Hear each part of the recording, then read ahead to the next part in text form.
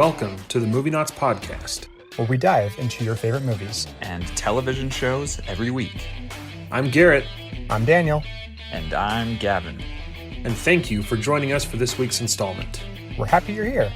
We've got a great show for you today, so sit back, relax, and enjoy the movie.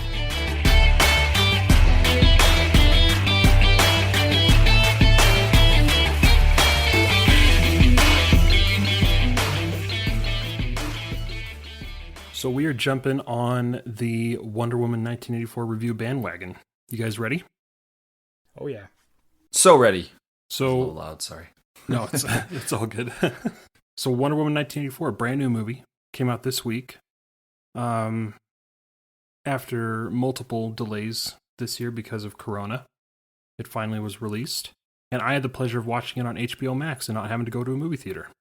Yep, same here. I was able to stay safe and stay away from any possible virus attacks. So it was nice. From cooties. Stay away from those cooties. Yeah, which is kind of cool because HBO Max actually struck a deal with Warner Brothers that I don't know if it's indefinitely, but they're going to be streaming a lot of their movies that come out next year.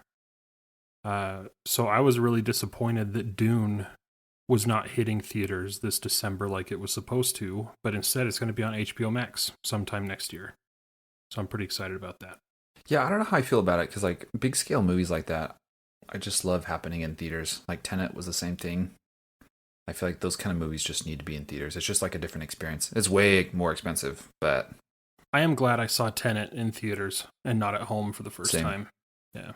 Same. I just like the experience. So this is actually 2 podcasts now that we've mentioned Tenet, so we should probably do that one at some point. I feel like we mentioned The Mandalorian a lot too, and we're going to be mentioning that in this episode too. Yeah. Well, if we just keep mentioning it in subsequent podcasts, we can just count that as a podcast in itself, right? Probably true. We're just covering a little tiny bit at a time. Yeah. Well, let's get right into it. Not waste any more time, but I actually watched it. I started it last night and started it way too late, so I had to finish it today.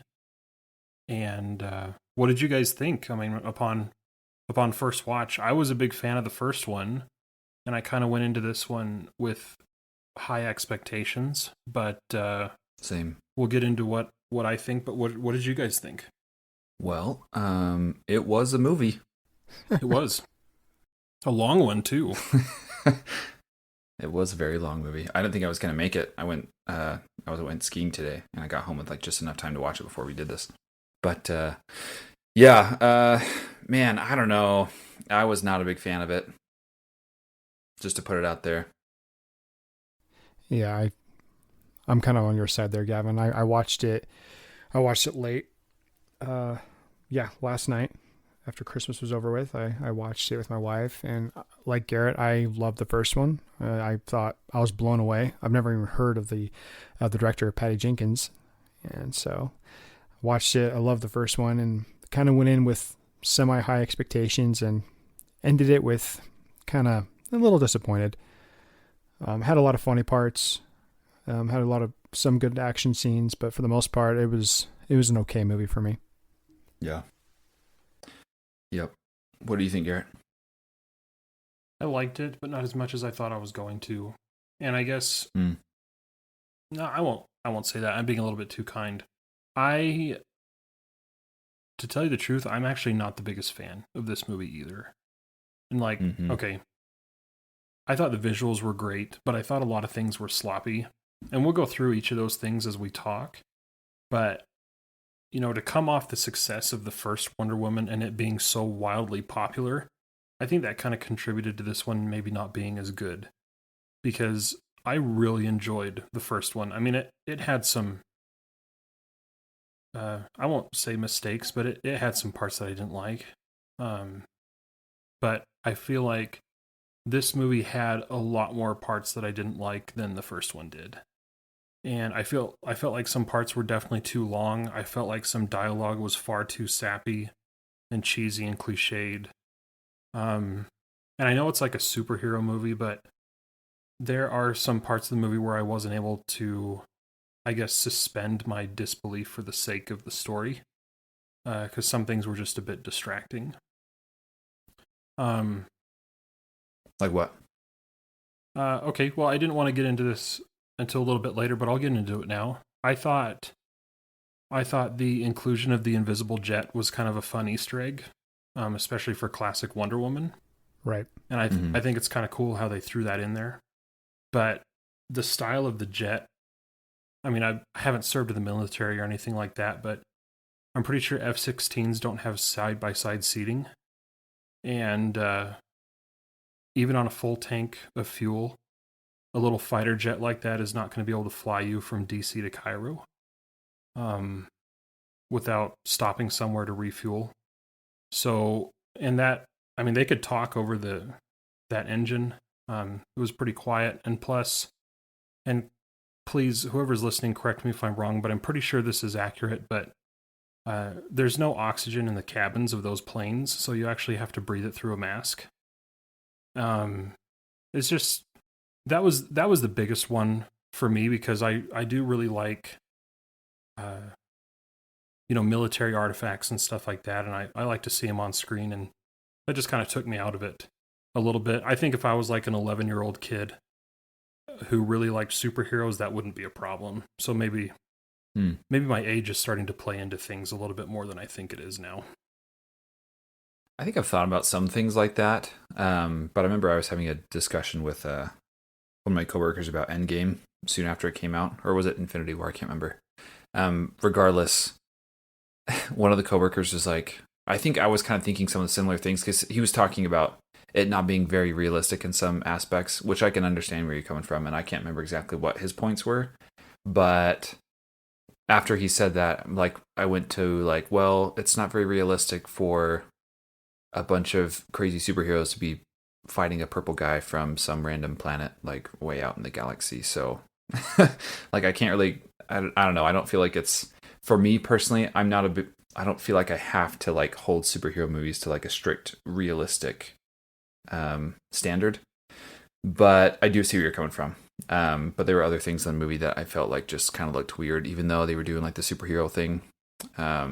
So at least when I watch superhero movies, I'm not super strict on realism, I guess. Yeah, and I totally get that too. So I guess before we start nitpicking things, how about we get into things that we actually maybe liked about the movie?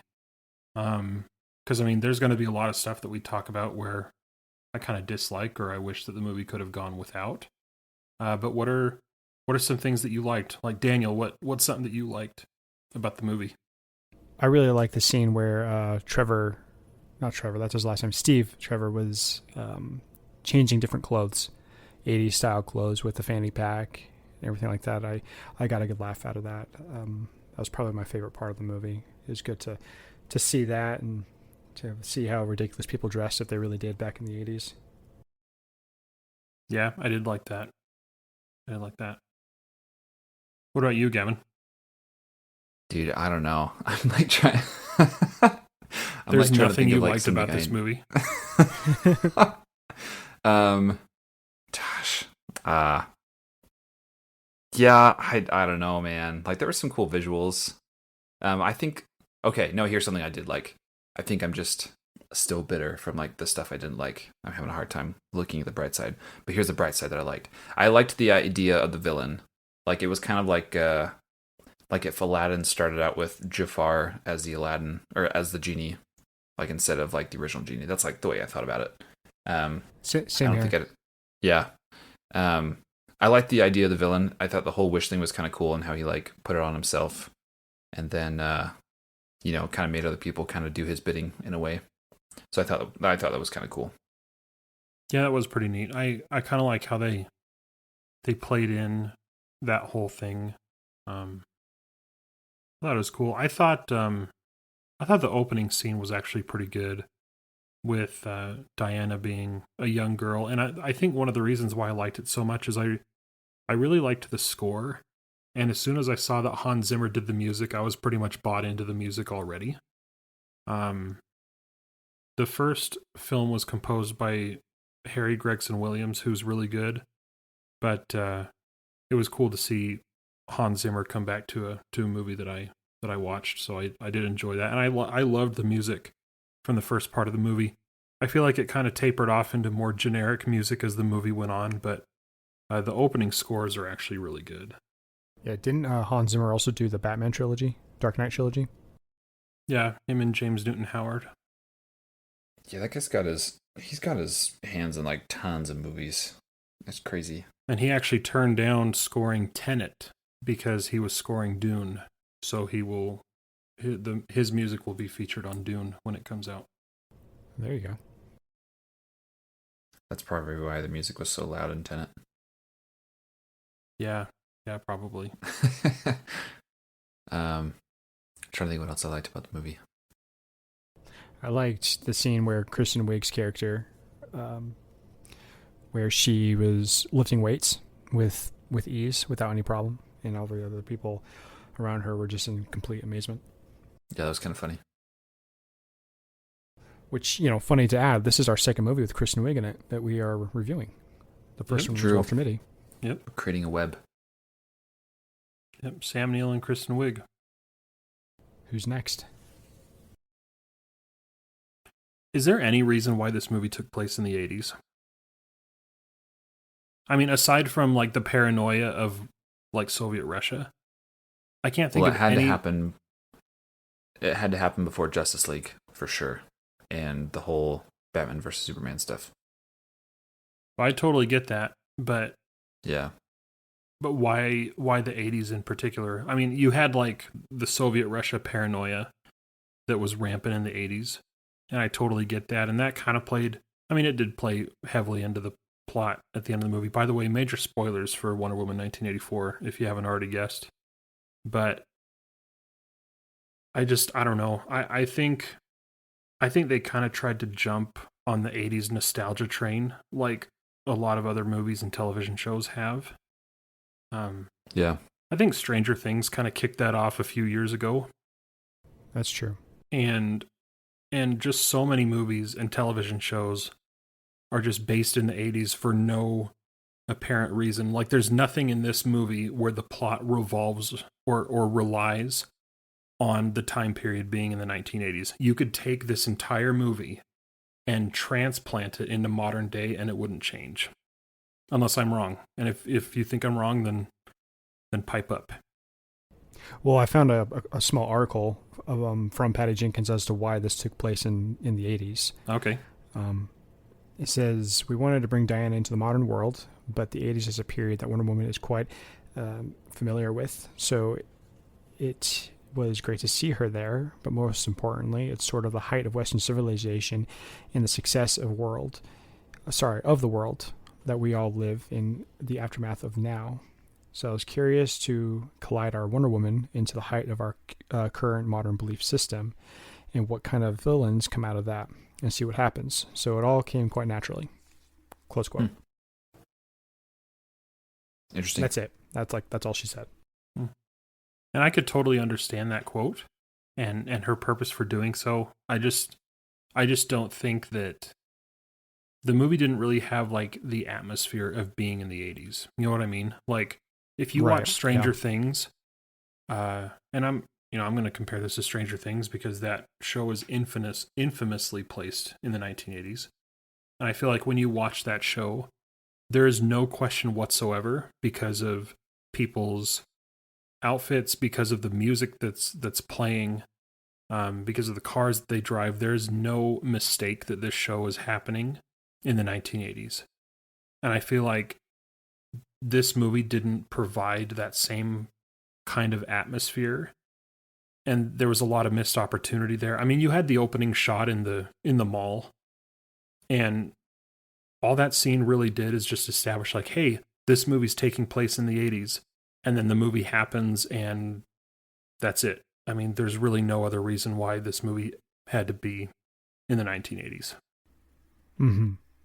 I don't know. I don't feel like every 80s movie has to be so heavy-handed, though, you know? Well, I could get that, like, too. I guess what's the point of just pushing you Journey and Van Halen music all the time, other than nostalgia? Yeah.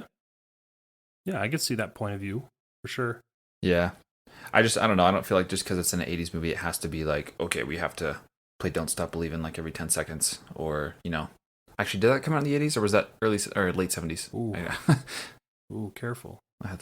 We have to hit the Google on that one. No, you don't. Don't Stop Believin' was on Journey's 1982 Escape album. Oh, okay, yeah. Well, I don't know the dates on it. But, yeah, I don't know. I don't feel like it has to be so heavy-handed. Although, like, I guess in the trailer, it does put off to be like, ooh, this is going to be like a very... I don't know. Yeah, I think in the trailer, they're like, yeah, this is going to be an 80s movie. Like, it's going to be nostalgic. And so I guess that could be kind of a disappointment from people expecting that. Well, and they used a really cool remix of Blue Monday by New Order, which was a really famous 80s band and song for that matter. So yeah, maybe it is one of those movies that kind of suffers from traileritis, where the trailer doesn't necessarily match what the movie is as the final product. And I like died laughing because I felt the exact same way when she like throws her whip on the on the lightning, and it happens for literally like 2 seconds, and they're like, okay, you know, they did that just for the trailer. Yeah, that never showed up in the movie. That's how. No, it did. She did it, but it was for like 2 seconds. Briefly. And I was like, okay, that's a little garbage.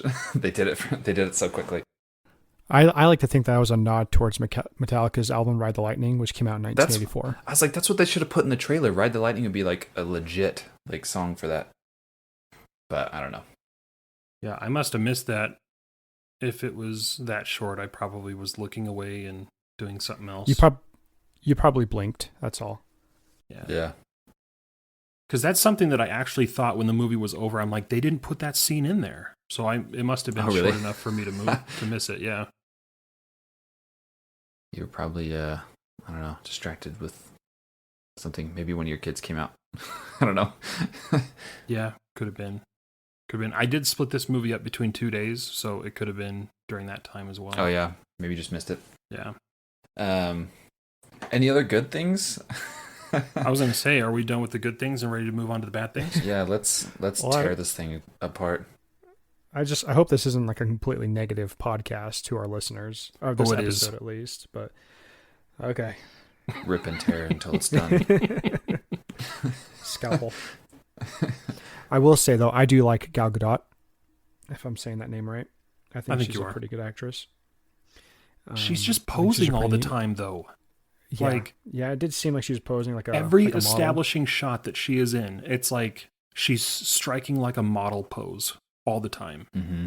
And she looks really unnatural. And that's something that I actually took note of. I'm like, why does she have to be posing all the time? While everybody else around her is like in a natural position, she's not. And maybe that was the director's direction, because it very well could be. Or it could be the fact that Gal Gadot has an extensive modeling career. Maybe that's just kind of habit for her. I don't know. Yeah, I know Taika Waititi, when he made Thor Ragnarok, was like, because I think originally when they made the movie, they were getting close to being done, and he's like, you know what, Chris, we need you to take your shirt off in one of these scenes. We need more. we need more butts and seats. So maybe it was kind of their thing. They're like, we got to make Gal look like crazy hot in these shots. Well, I've got nothing against her. I mean, she served in the Israeli Armed Forces, which is pretty darn cool. Oh, I forgot about that. Yeah. Yeah, she's a beast. Good for her. Isn't it a requirement in that country? Like, everyone kind of has to do it a certain amount of time. I think it might be, because she only served for 2 years. Really? Yeah. I know some countries do that. I think Korea is one of them. When I lived in Argentina, I knew a lot of people that had served in the military in the 80s because it was required, and it was a 2-year military service. So maybe it was something similar in Israel. So let's move on to the bad stuff. This is where it gets really fun. Yeah. Oh, the CGI, man. Okay, all right. Dude. So hold on. CGI. Hold on. It was terrible. What CGI? Because some CGI was really good and some of it was really awful. The one that I'm going to say is really awful was the cheetah scenes were really awful.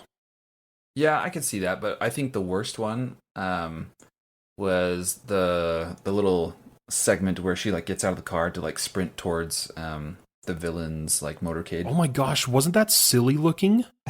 Yeah, and then like And then she rides an RPG rocket and then saves those kids. And it just like, you can tell like the spots where like the kids stop being CGI and start being like actual actors. Yeah. It just looked horrible.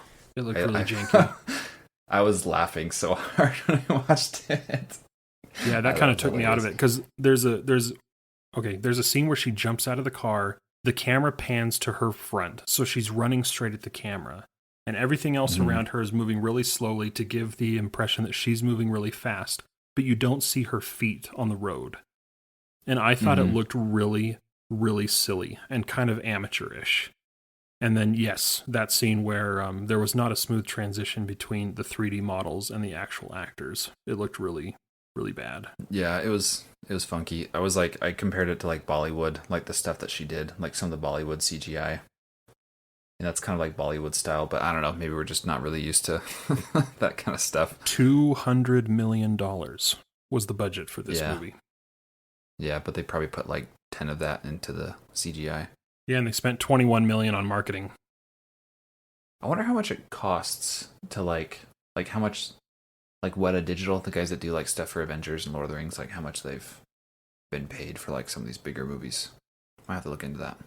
Yeah. Seems like the bigger the movie, the more people see in the credits. Mm-hmm. Yeah. I think in Wonder Woman there was like one dude using like a little Windows 8 computer. Just kidding. It's not that bad, but yeah, I wasn't a big fan. Did anybody watch the end credit scene? I did, and I forgot the name of the girl. I know they mentioned her earlier. Or did they mention her earlier? Mm-hmm. Okay, was that the girl that was supposed to be like in the golden armor in that little story that she shows Steve? Yep. Okay. What is her name? Cool. Asteria? Yeah. Like Ariel or something like that. Which, fun fact, is Linda Carter, who played the original Wonder Woman. Back in the 70s. Oh, really? Yep. Oh, that's cool. Yep. She would twirl around really, really fast, and all of a sudden she's in her Wonder Woman outfit. You know, it's kind of like Superman going into a phone booth to get changed. Kind of like that. What a great time to live back then. Heck yeah. That was cool back then. Yeah. So, speaking of bad, how about Pedro Pascal's hair? Loved it. Yeah? Yeah, I thought Mando looked really good in this movie. Yeah. The hair? Wish I had hair like that. I didn't think about the hair in particular. I'm sorry for saying this, but I think Pedro Pascal is in general kind of a funny looking guy anyway. He is. And I've seen him in a lot of stuff. I saw him in Game of Thrones. I saw him obviously in Mandalorian and some other stuff that I can't think of right now. I mean, I think it was just standard 80s hair. Like, I don't know. Didn't think it was that bad. Well, I don't know. Maybe. That's just me, though. I just wanted to take a pair of scissors to it the entire time. Yeah, it kind of like flops around his face a lot. Yeah. Yeah, I kind of liked Pedro Pascal in this movie. I think he did a good job. I think out of all, compared to like the other like main characters, I thought his acting was like more believable. Him and Chris Pines. I thought Chris Pine did good. And Chris Pine did good. I don't know. I haven't really seen a role where Chris Pine is necessarily bad. I think most roles that he's in, he does a pretty good job. I think one of the first movies I saw from Chris Pine was that old shoot. It's like a pandemic movie. Was it called Carriers? Was it in that movie? Carriers, yeah. That was one of the first movies I saw him in. That was kind of a weird one. Not necessarily. I mean, he wasn't bad. I just think the movie was kind of bad. Yeah. I think that kind of relates to Kristen Wiig. I thought she did just fine in this movie. I think she's a great actress as it is. So I feel like her as Kristen Wiig did her best. It's just the movie. I think her character was horribly written. Yeah. And I think that she as an actress did just fine. Yeah, they gave her like some of the worst, like generic bad guy one-liners in this movie. Like where she and Diana are struggling in that pool at the end of the movie. And Diana says, just renounce your wish. And she screams in her face, never. I'm like, you couldn't have written like a better line for that. I mean, that's about as generic and bad as it gets. Like at the end of the first Wonder Woman, where Ares yells at the top of his lungs, like, "I will destroy you." It's really terrible. And it's like Patty Jenkins can't end a movie without using super generic bad guy dialogue. Oh, what would you say if you were her? In which one? The first Wonder Woman or this one? No, Cheetah Lady. What would you say? Because I wouldn't know what to say. I would say. Said, oh, go for it, Daniel. I would have said, "I have the high ground," something like that. Ah, of course. That's pretty good. That's an easy one. That's pretty good. That's an easy one. But I'm strong. I don't know. I would have said something like, okay, like Diana says, you must renounce your wish. And I would have written for Cheetah to say something along the lines like, I can't do that. Or like, I wish she'd let me go. Because that would be funny, right?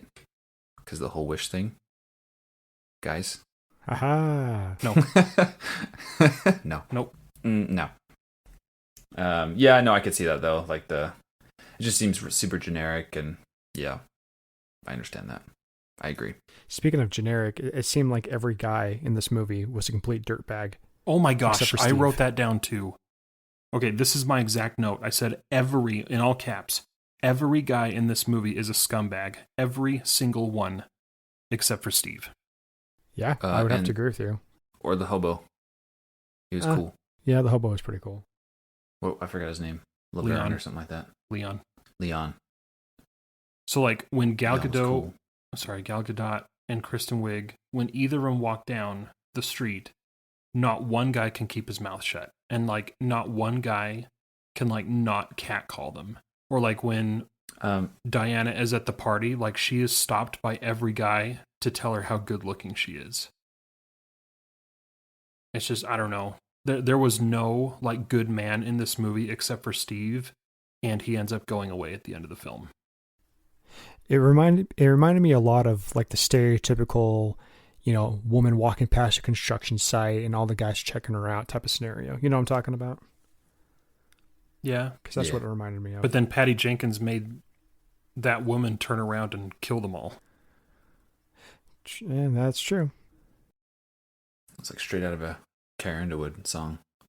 I don't know. I think for Kristen Wiig's character though, like that was part of her wish to be like liked by other people, So maybe that was part of it. Because then in the beginning she said that she's always ignored, like no one ever notices her. She wanted to be just like Diana. Mm-hmm. So, which in the beginning you could kind of tell that Kristen Wiig's character. What was her name? I'm going to stop saying Barbara. Kristen Wiig's character. Barbara. You can kind of tell where she was going. Barb. At least for me, I could tell where she was going. It's Yeah. like, oh, okay, the dorky girl, what's going to happen? Is she going to fall in a vat of acid? Is she going to come across some satanic book? What's going to happen to make her get these bad powers? Like, just go through the DC checklist and one of them will work. Exactly. So when she finally got him, it was, I don't know, cut, copy, paste. That's how I felt. But again, Kristen Wiig did just fine. Yeah. I really like Kristen Wiig. And I thought it was kind of funny. I had to correct myself because I was like, what? Like some stupid rock is going to give someone powers? And I was like, oh, I spent... all of Marvel. I spent basically half my life watching movies about stupid rocks in Marvel. So I was like, I should just shut my mouth. I feel like going forward in the Movienauts podcast, whenever we get overcritical about something, one of us should just say Purple Man from Space. Grimace. No, dude, Thanos was the bomb, dude. No, but that's the whole, like, if we're overcritical on something, like, especially in a movie like this, like, okay, I was a little bit overcritical about the jet that they used, which ended up turning invisible, which kind of negates my entire argument in the first place. So, yeah, I was actually being critical about the inaccuracy of the invisible jet they were using in this movie. Okay, now it sounds pretty silly, but then one of you could say, well, Purple Man from Space, saying that I can't be overcritical about a movie that doesn't exactly lend itself to being real-world accurate. Yeah, no, I can see Yeah. where you're coming from. So kind of like a cop out. Yeah. Yeah, like I I'm think just the like I'm just being differences, though- critical to be critical. Yeah, it's kind of like those Harry Potter movies. You know, if something out of hand happens that you can't really explain, magic, that's the answer. It's the biggest cop out in the world. Yeah, and I'd have to watch Marvel movies over again to be more critical about them, because I definitely jumped on that bandwagon super hard, and I tried to bring as many people with me. But I think the difference, and this is just in my mind, like going back to the movies that I've watched, but those movies do a lot better job of making those crazy things seem more believable. And I think Wonder Woman really misses the mark on that. Because like the whole invisible jet scene, like she's I tried this once on a cup of coffee and I lost can't it. find it anymore. And then boom, like visible jet, like no problem. It just feels like there wasn't, and there was definitely struggle in this movie, but like for little things like that, there was no struggle at all. And it's like, wow, she just has so many powers. It's like, what is she really vulnerable to other than her relationship to Steve? Yeah. Yeah. Well, I think the invisible jet was more of like a glorified Easter egg. Yeah. Than anything. Yeah. Yeah, I could see that. Because the plot could have had them escape through other means, but they purposefully used the invisible jet because they knew that a lot of diehard Wonder Woman or DC fans in general would recognize the invisible jet. Yeah. But yeah, I see what you're saying. Like, they only bring up, how can I say this? They bring up certain powers or abilities when it's convenient for the plot, and then really never again. Exactly. So, like, okay, like all of a sudden the lasso of truth has another power that we didn't know about before. Yeah, or like a million. Because it can also ride lightning, and it can also just extend as long as it needs to be for her to catch a plane. Yeah. And then like show people things. So it's just like this magical plot device that can just move it forward anytime it needs to. Right. Right. Yeah. Purple Man in Space. Purple Man in Space. But he was way more believable than anything else in this movie. So I stand by what I say. Okay, so Steve wakes up in a rando's body. Yeah. What happened to that guy? What's that about? Thank you so much for bringing that up. That was one of my questions that was itching me. Right, and then, okay, if the wish sticks, then is that guy dead, like forever? And does that guy have family? Right. That guy actually goes back to Steve's time. Well, okay, but I'm just joking. I don't know. Yeah, but then, okay, but if the wish sticks, that means that guy's dead. And Steve just integrates into his already existing life, because Steve said he was an engineer, right? So, like, what happens when, like, work, like, calls him, or, like, the IRS starts banging down his door? Because he all of a sudden isn't paying bills anymore, and he hasn't paid on his mortgage. I don't know, is this a Purple Man in Space? It's a Purple Man in Space. No, I don't know. Because I was wondering the same thing. Because to Wonder Woman, he looked like Steve. But to the world, he looked like that engineer. But, like, why couldn't they just materialize Steve out of nowhere like everybody else's wishes did? It like just all the seemed very unnecessary. Or all the nukes that came out of nowhere. Yeah, right. Those two. Right. Yeah. Yeah, true. It just seemed that the whole taking over the man's body thing was just very unnecessary. And we do see him at the very end of the movie, again, around Christmas time. That's what I think they did it for, is just to have some kind of like tie back to Steve for her to like remember towards the end. I'm horrible, but the thing I was thinking at that scene in the movie is like, Diana has seen this guy naked and he doesn't even know it. I was thinking like, what if he does? And like the whole Steve thing was just like, now I just look like someone else to this certain person. Just went along with it. Yeah, I don't know. It did seem kind of funky. Yeah, it did. And kind of relating to that and back to the corny movie phrases is when she renounced her wish and the last thing she says is, "I'll never love again." It's like, what the... I'm not going to swear in this podcast, but it's like you hear that all the time in different movies. Yeah. But I mean, she already showed that she won't, because she didn't, because Steve would have died right around 1918 and now we're in 1984. So you're talking about a 60-year gap between those two. And it shows us at the beginning of the movie that she's still pretty obsessed with him. I mean, she has his watch and old pictures of him. She's standing on a ranch that's named Trevor Ranch, I believe. So yeah. I don't know. I didn't have a problem with it. I didn't have a problem with that at all either. Yeah. Plus, I mean, in Justice League, I mean, we just don't really know, I guess. But gosh, I gotta quit saying Justice League because I actually haven't seen Justice League yet. But in Batman vs Superman, like she, at least as far as we know, she still doesn't have a boo either. But so I don't know. I don't have a problem with that. I feel like, yeah, if you find someone that you're head over heels for, and maybe you just feel deeply about this person, then it would be kind of hard to move on, I guess. Yeah, it must suck to be immortal. Plus, that's her only boyfriend. Like, she grew up on a island full of women. Probably the first man she ever saw. Yeah, probably. Well, it is because they say that in the first movie. Yeah, I should have probably watched that before this one. It's been a long time since I've seen it. Why didn't Diana get electrocuted when Leopard Lady did? Leopard Lady? Cheetah. Well, okay. Yep, and that was actually one of my notes. Like, maybe not kill her, although Cheetah didn't die from it. They showed that. But, like, she didn't even get, like, partially fried in the water. The other thing is what is the point of setting up this, like, super special, like, indestructible armor if Cheetah just proceeds to rip it apart without much problem? Yeah, it seemed like a big letdown. Yeah, I don't know.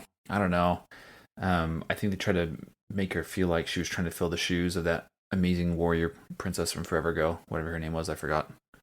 Even though we already said it probably 5 seconds ago. So Asteria? Mysteria, I don't know. Rey Mysterio. But yeah, I don't know. Maybe they're trying to make it feel like that she was filling the shoes of that person. But I don't know. It did feel kind of funky. But, like, what's the point? Okay, maybe, I don't know, because they have the whole scene where Steve uses the lasso of truth to essentially see the story that Diana is telling him, where it's this armor is able to encase Mysterio in, and protect her from essentially anything that's thrown at her. Dozens upon dozens of soldiers are banging on this armor, and it doesn't move. And then when she uses it in the fight against Cheetah, when did she change, by the way? But whatever. That would be when Maxwell gave her more powers after all those wishes. Yep. Okay. Yeah. Anyway, they set this armor up to be amazing, and then Cheetah just, like, tears it apart, and then she loses the wings, and then there's no point of her having that armor. And then she's suddenly fine after. Yeah. Like, oh, I can take this girl. Yep. Yeah, I don't know. Yeah, there's just a whole lot of things that just don't connect in the movie, and that was like one of the biggest things I just didn't like about it. Just like things happen, they're like, oh, we don't really need that anymore. So it's like, why was it there? It seemed like the movie was only cashing in on people's love of the first one, and they were banking on that to make it successful. Maybe. This movie doesn't have the greatest Rotten Tomatoes score either. It's at 65%. I think the first one is at like 94. Yeah, it's in the 90s. So Hunt for the Wilder People is definitely looking a lot better this week, huh? I would watch Wonder Woman over Hunt for the Wilder People. Wow. Really? Swine. I disagree. I'd watch Hunt for the Wilder People. Round 2, let's go. Maybe, yeah. Okay. Just kidding. Okay. Maybe I'm a little preemptive on that. I'll get back to you in a few weeks. That's what I thought. I also thought that the cheetah, the way they was a makeup, was a poor animation. It looked like the makeup production company from Cats came in and made her into a cheetah. That's what it looked like. It was that bad. I wrote that down. I said Cheetah looks like Cats. Wait, you guys don't? Yeah. Wait, are you saying Cats is bad?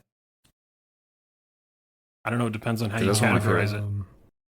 That's one of my favorite movies. Okay. Just be careful what you say. I'd like to thank our listeners for listening to this podcast. It is now over. Tune in next week. No, it looked kind of funky. I think it looked better than Cats, but it was along the same lines. Wait, did you watch Cats?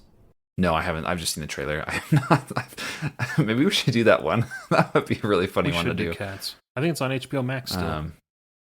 Is it? Yeah.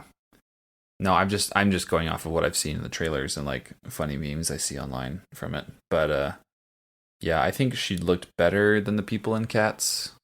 But still, it was like, yeah, it's kind of along the same lines. Probably because for most scenes, she was actually pretty poorly lit. And yeah, it was pretty dark. I think they tried to hide. Yeah, they tried to hide that by just not lighting her very well. Yeah, it was dark and fast moving. Yeah. Plus, I think you're right. Like part of her, I think her face was done like realistic or cosmetically, so it wasn't done with CGI. Yeah, because she looked like Kristen Wiig. Yeah, but yeah, no, I get what you're saying. I get what you're saying. I'm picking up what you're laying down. By the way, the Macintosh in 1984 did not have video playback capabilities. Nope. Wow. Because the kid was the kid was watching his dad. What was his? Oh my gosh, Alistair was watching his dad. Alistair. Yeah, was watching his dad on those computers. I'm like, nope. That Mac didn't have video playback capabilities in 1984. Actually, there wasn't much of video playback capabilities on any computer at that time. I like the part where he's like, I can get you a TV, 19-inch, no strings attached. Yeah, that was funny. Like, wow, 19 inches. I actually laughed at that when they dropped that line. Yeah, me too. Maybe somebody wished for magic computers. I wish I had a MacBook Pro 2016. I gotta say, I'm surprised nobody in the world wished for world peace. Yeah, everyone's just junk. Everyone's just trash. Although, since it was kind of like an evil thing, I think bad things still would have happened. Yeah, every wish came with a cost. Yeah. Is that why nobody wished? Yeah, is that why nobody wished him dead? Because see, I thought the same thing. Yeah, because in the fight in the White House, Steve held on to him for quite some time, and Steve was aware of the capabilities of holding on to him and making a wish, because they knew that he was the Dreamstone at this point. So why couldn't Steve just wish him away and it would all be done? I mean, he would know that he would go away, he would be gone at this point, but they had already kind of settled on that because they were going to destroy the Dreamstone, but he could have just done it because he was touching him the entire time. I think it's because ultimately Max was the one to grant the wish. So I think regardless of like what people wish for, he could still kind of like filter what was actually going to happen. Okay. I can see that. Yeah. I also have a hard time believing that everybody in the world renounced their wish. Every single one. Even the lady who wished to be a millionaire. Yeah. Like, no way, I'm not giving up this money. Or the kid who wished to be king. Although it did kind of seem to be like she was using her lasso of truth like through the television, so maybe people felt more deeply about the stuff that was going on and like saw the real truth, like the whole theme of the movie that they tried to establish at the beginning. That's a good point. Yeah, that's kind of what I thought. I was like, I kind of doubted like how corrupt our world is. Like people would just like say, no, I don't want this money anymore. But her lasso of truth is supposed to, force people to do things that are right and to go with the truth, True. Although I have a hard time believing that Cheetah renounced her wish all the way through. Yeah. I mean, we see her without the terrible animation on her of actually looking like Cheetah. Yes. I think that was because Maxwell gave her those types of powers after everybody wishing for other wishes, and in return he gave her those powers. Does this make sense? Are you following me? But I don't think she ever renounced her own powers of just being a powerful person. Do you know what I mean? Yeah, because when he renounced his own wish, everything should have gone back to normal. Yeah. Yeah. I'm curious if they do, because they are slated for Wonder Woman 3 sometime in the future. Are they? I'm wondering if Cheetah will make an appearance again. So maybe. And what is with Maxwell? Did he just get off scotch-free? I wondered that too. I bet. Yeah, like he just ran to his son and that's that? Yeah. I don't know. That's a good question. I just kind of took it for granted. Yes, granite. Little Rick and Morty reference. Also, deep cuts. I was also kind of thinking the whole thing where where he gave Cheetah another wish, right? Yeah, because I thought earlier in the everybody only movie, got one wish. Yeah, because early in the movie he's like, "Oh, I already did the wish on you, right? So I can't do it anymore." But then he's like, "Oh, I'm feeling generous, so I can do another one." But yeah, so maybe no, but I mean, he really needed it at the time, so I don't think he was lying. So I just think this movie just kind of sucks at keeping things consistent and just knowing when to follow your own rules. It doesn't really follow its own rules. I think this movie is a perfect example of style over substance, because there were a lot of like oh wow, like slow-mo shots where they were only concerned with how stuff looked rather than how things. I don't know. This movie looks really good. Personally, I think it does. Sometimes. Sometimes, yeah. I mean, but you have some really nice set pieces, and Themyscira always looks good, and the costume design is really great. But then when you get into the actual meat of the movie, it's not really that great.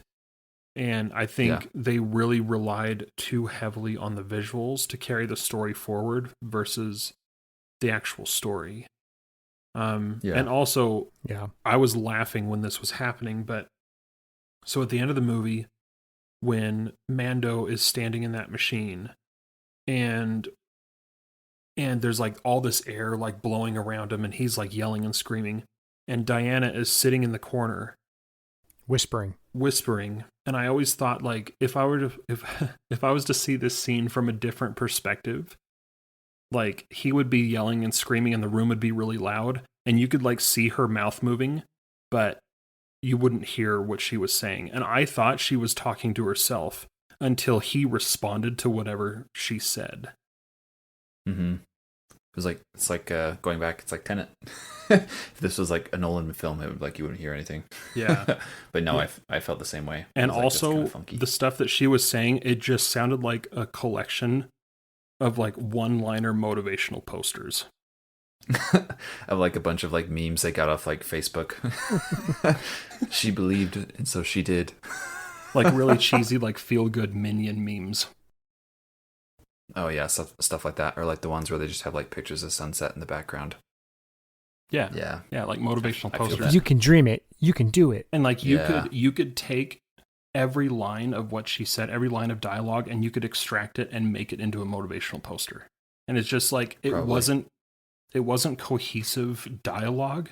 It was just that, and she just kept saying like motivational thing after motivational thing after motivational thing, and then she was done talking. Yep.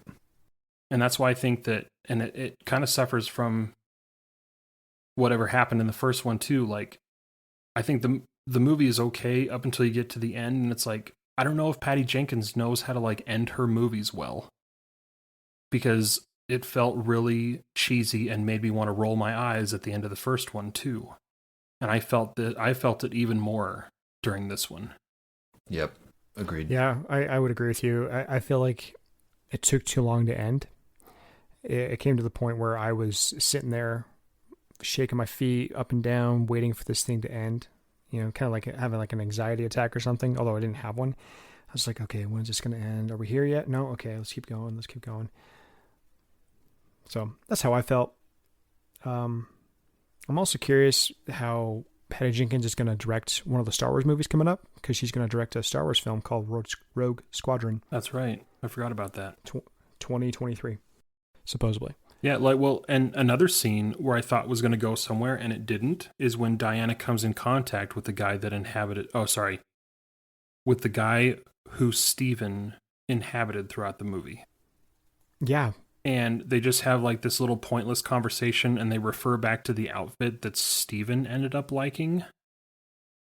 And then he says, okay, well, see you around. And then walks away, and that's it. I was like, you're not going to get her number or anything? Like, but remember, she'll never love again. True. See, that's one of those Facebook memes. That's one of those motivational, like, sad. She'll never love again. That's like something you post on your Facebook page, just like waiting for someone to be like, "What's wrong?" That's what I was thinking. I'm here for you. You guys I'm here for you. Just so distraught. call me now, right now. Or, when people would post on Facebook, having such a terrible day right now, don't talk to me. And then in the comments, you hear someone say, "What's going on, girl?" Or "Guy, talk to me." And you read the person say, "I'll private message you." I'm here for you, boo. Yeah. Yeah. You've used the word boo twice, and I don't think anybody uses that. I just keep thinking of. I think I've been talking about Parks and Rec with my friends a lot. So like Tom Haverford uses the term boo. Oh yeah, I was like, "Oh, someone don't know their boo." That part. It's time to know your boo. By the way, know your boo. We are two Wonder. Oh my gosh. we are two Wonder Woman movies in, and she has still not been referred to as Wonder Woman. Yeah, I've said it. No, we're talking about like inside the movie. Actually, no, wait. I think there's a spot inside the movie where a policeman talks about like, "Where's Wonder Woman?" Like when everything's like happening, I see what you mean now. Okay. I'm pretty sure I caught it. I don't recall that ever happening. Yeah. Yeah. Would it be? I'm pretty sure. Would it be called? Would it be two Wonder Woman movies or two Wonder Women? Nope, because there's just one. No, because Wonder Woman is the title of the film. Yeah. Wonder Woman's. We'll cut that part out. Wonder Woman's. No, we'll keep it in. It's like saying like the Lords of the Rings. It doesn't do that. That's correct. Okay, anything else bad about this movie?